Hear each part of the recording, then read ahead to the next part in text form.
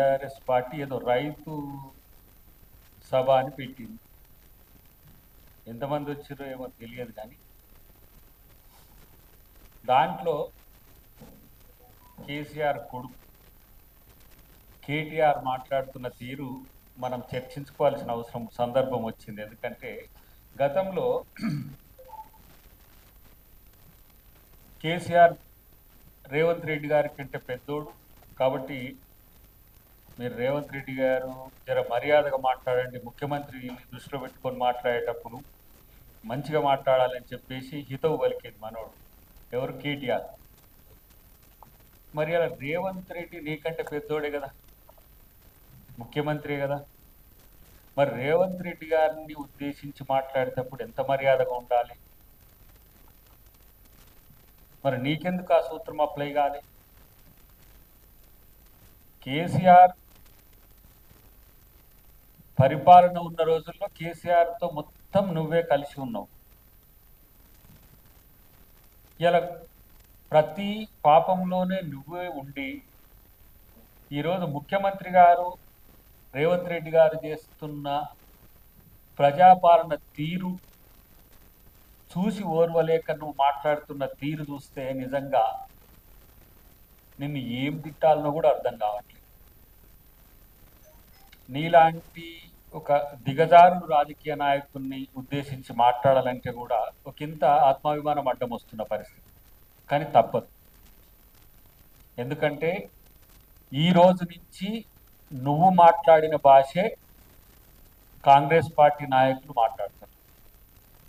ఒక్కరు కాదు, ఇక ముఖ్యమంత్రి గారి నుంచి మొదలు పెడితే క్షేత్రస్థాయిలో ఉండేంత వరకు కేసీఆర్ కేటీఆర్ బూతు భాషనే మాట్లాడాల్సిందిగా నేను విజ్ఞప్తి చేస్తున్నాను. ఎందుకంటే వీళ్ళు మారరు, వీళ్ళకు అధికారం పోయినా మారరు, వీళ్ళు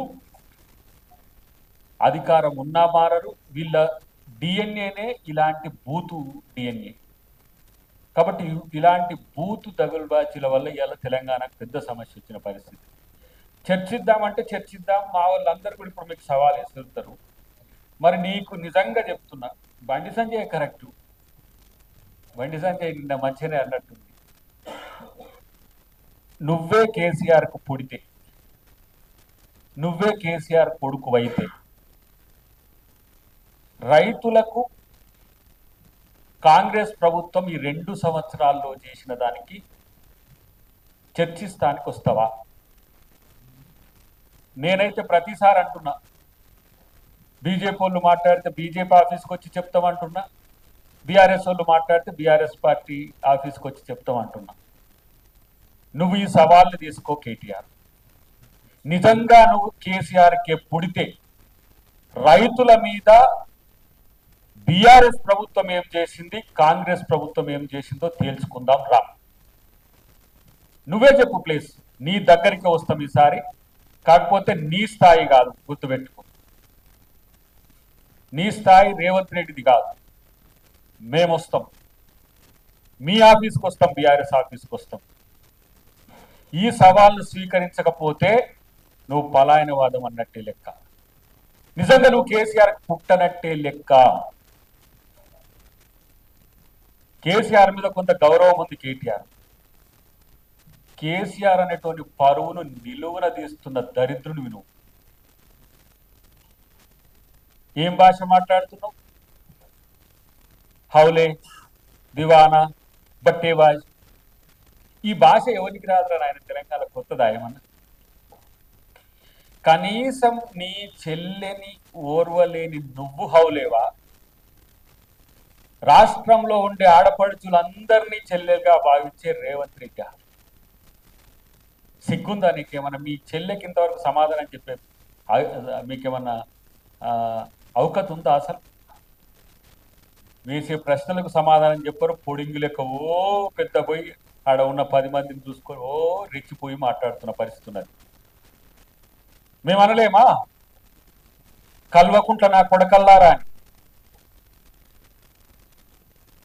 ఈ భాషకు దిగదారుదామా? చెప్పు కేటీఆర్, చెప్పు.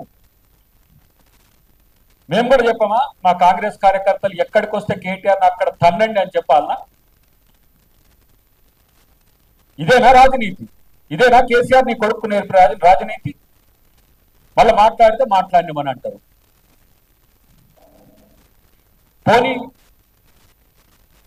కేసీఆర్ అంటే బూతుగాడు ఏదో మాట్లాడిండు, పోయింది పెద్దరికం అంటే వీడికదే వచ్చింది అవులగానికి బేవకూఫీ మాటలు. రైతు రుణమాఫీ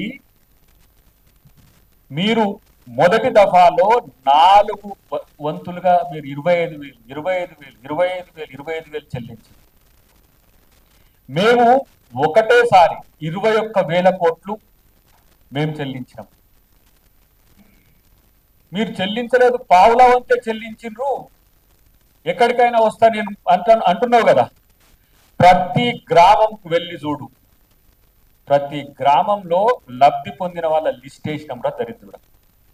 ఇంకెంతకాలం ఇట్లాంటి పనికిరాని అబద్ధాలు చెప్పుకుంటూ కూర్చుంటావు? Subscribe us and press the bell icon for more interesting updates.